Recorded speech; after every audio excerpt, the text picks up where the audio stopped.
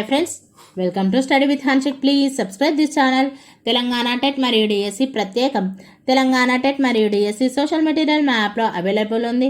Link డిస్క్రిప్షన్లో ఉంది. Download చేసుకోండి. ఫోన్పే ద్వారా కానీ గూగుల్ పే ద్వారా కానీ పొందవచ్చు. 9494525644. 5th Jan 2025 జరిగిన question paper, previous question paper, paper 2 shift 1. భారతదేశంలో పటాలను తయారు చేయనప్పుడు సాధారణంగా వీరు ఉపయోగించే సంకేతాలను అనుసరిస్తారు. ఆన్సర్ 3 భారత సర్వేక్షణ శాఖ. ఈ కారణం వలన భూమిని చేరే సూర్యకిరణాలు భూమి ఉపరితలాన్ని ఒకే రకంగా వేడిని కలిగించవు. ఆన్సర్ 3 భూమి ఉపరితలం వంపుగా ఉండడం వలన.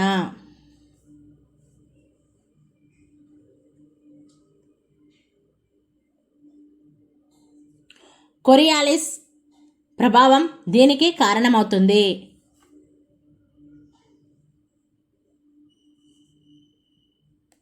ఆన్సర్ 1 దీని ప్రభావం వల్ల పవనాలు ఉత్తరార్ధగోళంలో కుడివైపుకు మరియు దక్షిణార్ధగోళంలో ఎడమవైపుకు వీస్తాయి.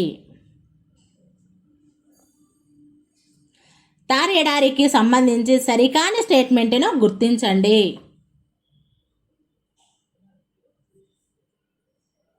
ఆన్సర్ 2 ఈ ఎడారి గుండా ప్రవహించే ఏకైక నది సరస్వతి నది.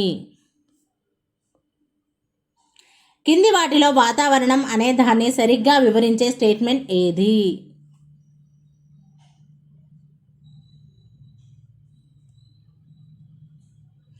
ఆన్సర్ 1 ఒక ప్రాంతంలో తక్కువ కాలానికి సంబంధించిన వాతావరణ పరిస్థితుల వివరాలను వివరించేది. నారింజ, అంజూర, ఆలివ్, ద్రాక్ష వంటి పంటలను ఈ ప్రాంతంలో సాధారణంగా సాగు చేస్తారు.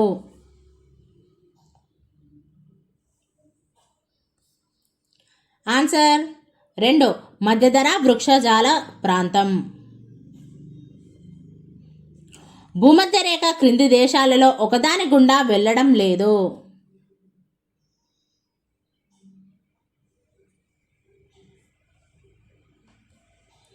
ఆన్సర్ 4 శ్రీలంక. కాంతి సంవత్సరాల పరంగా భూమికి మరియు సూర్యునికి మధ్య ఉన్న దూరం.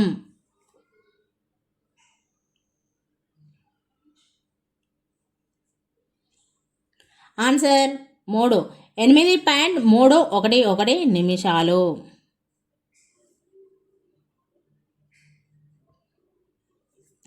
కింది స్టేట్మెంట్లను చదివి సరైన సమాధానాన్ని ఎంపిక చేయండి. ఏ అగ్నిపర్వత విస్ఫోటనాలు మరియు అత్యంత లోతైన డ్రిల్లింగ్ ప్రాజెక్టులు భూ అంతర్నిర్మాణం గురించిన ముఖ్యమైన ప్రత్యక్ష సమాచార వనరుగా ఉపయోగపడతాయి. భూకంపాలు మరియు భూమి యొక్క గురుత్వాకర్షణ శక్తి భూ అంతర్నిర్మాణానికి సంబంధించి పరోక్ష సమాచార వనరుగా ఉపయోగపడతాయి.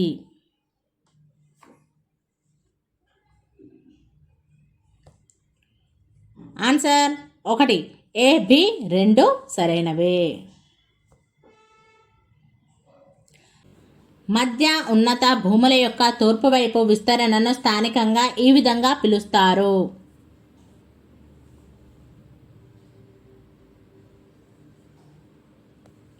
ఆన్సర్ 1 బుందేల్ఖండ్ మరియు బఘేల్ఖండ్.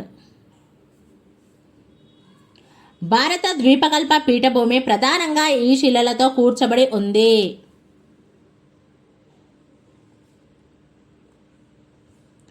ఆన్సర్ 1 స్ఫటికాకార అగ్నిశిలలు మరియు రూపాంతర శిలలు.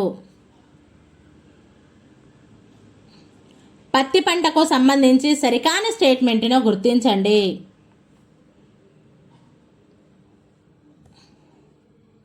ఆన్సర్ 3 భారతదేశంలోని అత్యధికంగా పత్తిని ఉత్పత్తి చేసే దేశం. భారతదేశ వ్యవసాయ అభివృద్ధిలోని ఈ దశలో భారతదేశంలోని వ్యవసాయ పరిశోధనా కేంద్రాలలో విదేశాలలో ఆవిష్కరించిన నూతన విత్తనాలను ప్రభుత్వం వ్యవసాయ రంగం నందు ప్రవేశపెట్టడం జరిగింది?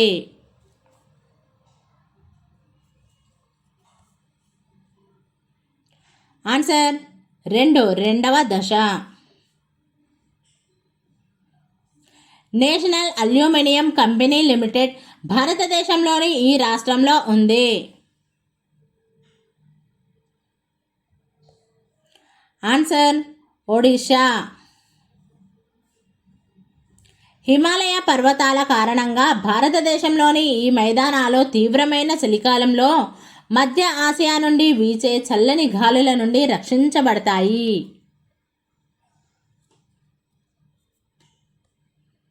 ఆన్సర్ 2, గంగా సింధు నదీ మైదానం. మానవ అభివృద్ధి నివేదిక 2021 ప్రకారం శ్రీలంక యొక్క మానవ అభివృద్ధి సూచిక 0.782గా ఉంది. అప్పుడు శ్రీలంక ఈ మానవ అభివృద్ధి విభాగంలో ఉంటుంది.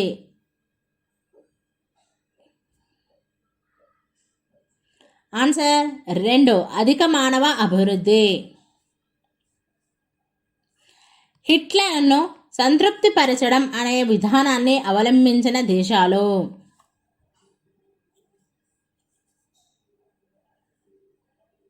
ఆన్సర్ 1, గ్రేట్ బ్రిటన్ మరియు ఫ్రాన్స్. 1806 CEలో ఈ ఫ్రాన్స్ పాలకుడు జర్మనీలోని చిన్న స్వతంత్ర రాజ్యాలను జయించి రైన్ కాన్ఫెడరేషన్ను ఏర్పాటు చేశాడు.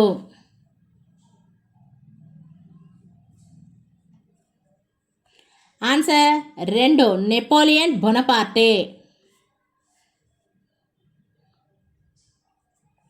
కింది స్టేట్మెంట్లలోని ఏది రాజ్యాంగ రాచరికం గురించి సరిగ్గా వివరిస్తుంది?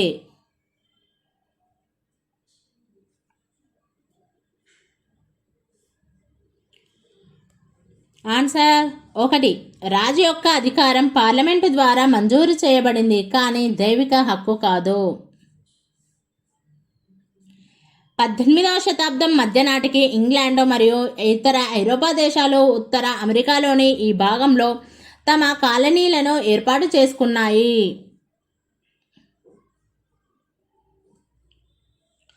ఆన్సర్ 1, తూర్పు తీరం. 1861లో బ్రిటిష్ వారు దీనిని పశ్చిమ ఆఫ్రికాలో వారి పరిపాలన, వాణిజ్యం మరియు విద్యకు కేంద్రంగా అభివృద్ధి చేశారు.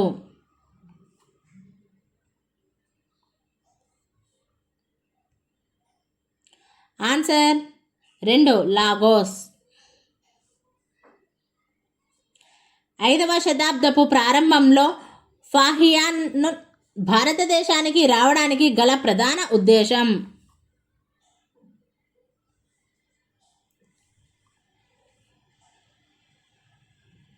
ఆన్సర్ 2, బౌద్ధ మతాన్ని అధ్యయనం చేయడం మరియు పవిత్ర గ్రంథాలను సేకరించడం. 2వ బౌద్ధ మండలి ఈ ప్రాంతంలో జరిగింది.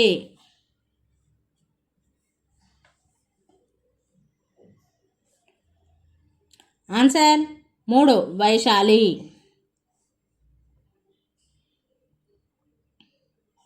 భారతదేశంలో డచ్ ఈస్ట్ ఇండియా కంపెనీ స్థాపించడం యొక్క ముఖ్య ఉద్దేశం?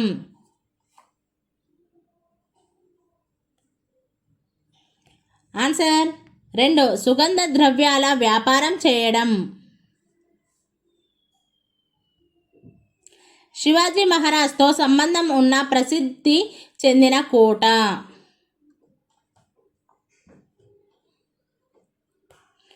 ఆన్సర్ 2, రాయగఢ్ కోట.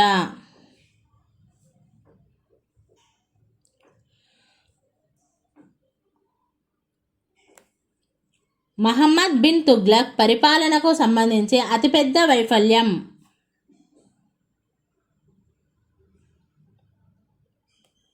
ఆన్సర్ 2, టోకెన్ కరెన్సీని ప్రవేశపెట్టడం. ఈ దేవాలయ నిర్మాణం రాజరాజ చోళుడు 1 వాస్తుశిల్పానికి అందించిన సహకారం?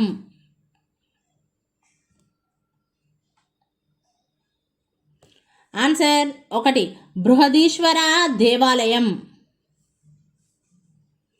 ఆదేశిక సూత్రాలు దీనిని ప్రోత్సహించడానికి ఉద్దేశపడ్డాయి.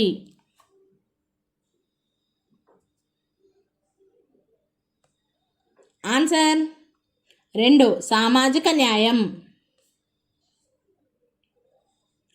భారతదేశంలో పార్లమెంటు ఉభయ సభలలో ప్రత్యేక మెజారిటీతో కింది వాటిలో ఒకదానిని సవరించవచ్చు.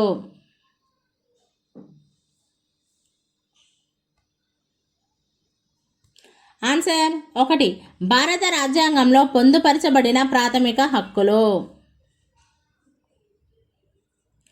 వీరి వ్రాతపూర్వక సలహాపై భారత రాష్ట్రపతి జాతీయ అత్యవసర పరిస్థితిని ప్రకటిస్తారు.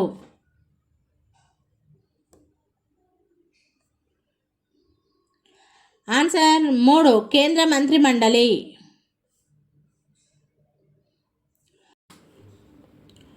UNICEF యొక్క ప్రాథమిక లక్ష్యం.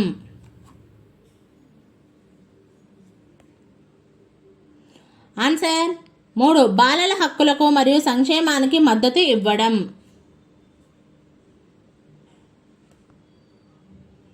కింది స్టేట్మెంట్లను చదవండి. ఏ కేంద్ర మంత్రిమండలి సభ్యులు తప్పనిసరిగా పార్లమెంటులోని ఏదైనా ఒక సభలో అంటే లోక్సభ లేదా రాజ్యసభలో సభ్యత్వాన్ని కలిగి ఉండాలి. బి కేంద్ర మంత్రిమండలి సభ్యులు పార్లమెంటులో సభ్యులు కానట్లయితే వారు పదవీ బాధ్యతలు స్వీకరించిన తేదీ నుండి 1 సంవత్సరం లోపు పార్లమెంటు ఉభయ సభలలో దేనికైనా ఒకదానికి ఎన్నుకోబడాలి లేదా నామినేట్ చేయబడాలి.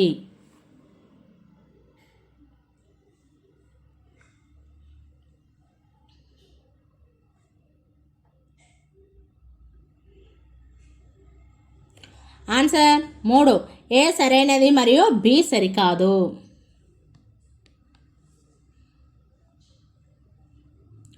కింది వారిలో ఒకరు 6 సంవత్సరాల కాలానికి ఎన్నుకోబడతారు.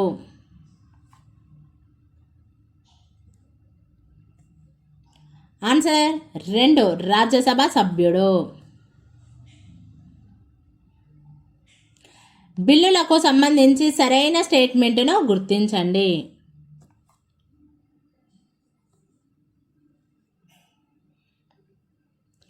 ఆన్సర్ 4 సాధారణ బిల్లు లోక్సభ మరియు రాజ్యసభ ఆమోదం పొందకపోతే పార్లమెంటు ఉభయ సభల నుండి ఉమ్మడి సమావేశం ఉంటుంది. ఒక భూస్వామి 13 ఏళ్ల చిన్నారిని తన పత్తి పొలంలో ఎలాంటి కూలీ చెల్లించకుండా లేదా అతి తక్కువ కూలీ చెల్లిస్తూ పని చేయమని బలవంతం చేశాడు. ఇది ఈ ప్రాథమిక హక్కు ఉల్లంఘన అవుతుంది.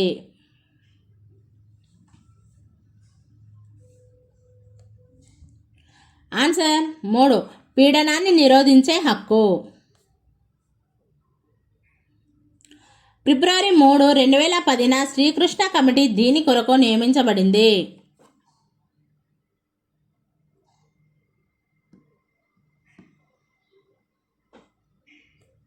ఆన్సర్ 1 తెలంగాణ సమస్యను పరిశీలించడం కొరకు. కేంద్ర చట్టమైన న్యాయ సేవల అధికార చట్టం ప్రకారం వీరు న్యాయ సహాయం పొందడానికి అర్హులు కారు.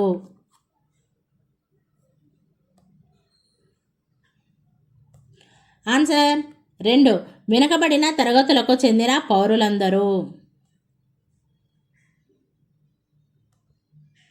UNOకి చెందిన ఈ అంగం అంతర్జాతీయ సమస్యలపై చర్చించడానికి మరియు సిఫార్సులు చేయడానికి ప్రధాన బాధ్యత వహిస్తుంది.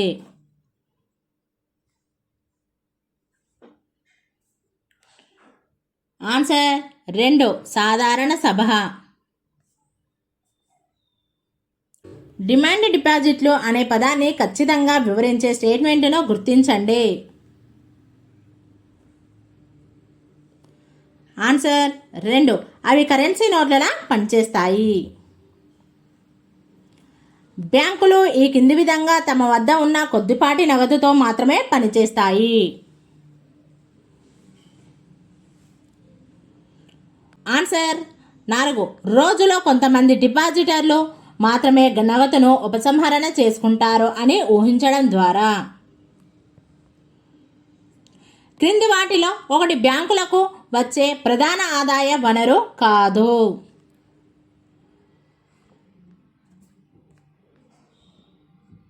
ఆన్సర్ 3 ప్రభుత్వం ద్వారా వచ్చే సబ్సిడీలు.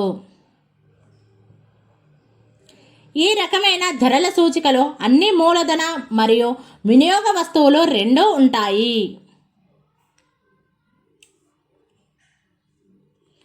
ఆన్సర్ 2 టోకు ధరల సూచిక.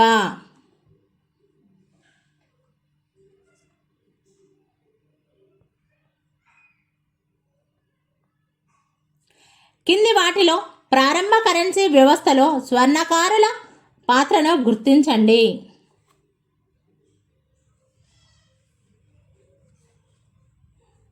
ఆన్సర్ 2 ప్రజలు తమ బంగారు మరియు వెండి నాణేలను నిల్వ చేయడానికి వారు ఒక సురక్షితమైన స్థలాన్ని అందించారు. బేసిక్ సేవింగ్స్ బ్యాంకు డిపాజిట్ ఖాతాదారులను ఏటీఎంల ద్వారా తీసుకున్న వాటితో కలిపి ఒక నెలలో అనుమతించబడిన ఉపసంహరణల సంఖ్య.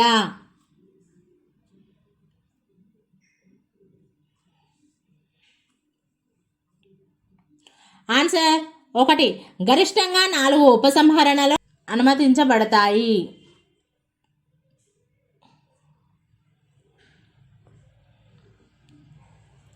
ఉత్పత్తి ప్రక్రియలో కింది వాటిలో ఒకటి భౌతిక మూలధనం కిందికి రాదు.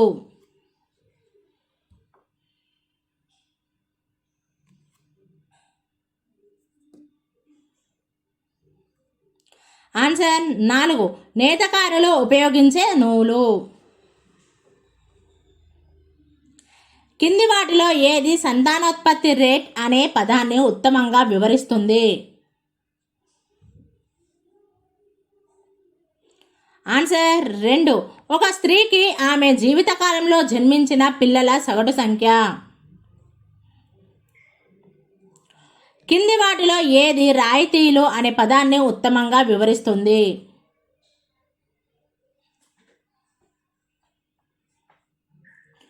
ఆన్సర్ 1 కొన్ని ముఖ్యమైన వస్తువుల ధరలను తక్కువగా ఉంచడానికి వాటి ధరను తగ్గించడానికి ప్రభుత్వం చెల్లించే మొత్తం.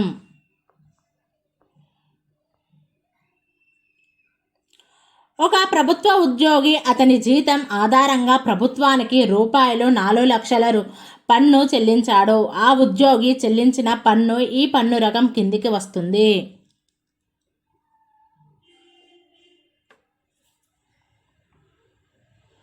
ఆన్సర్ 3 వ్యక్తిగత ఆదాయ పన్ను.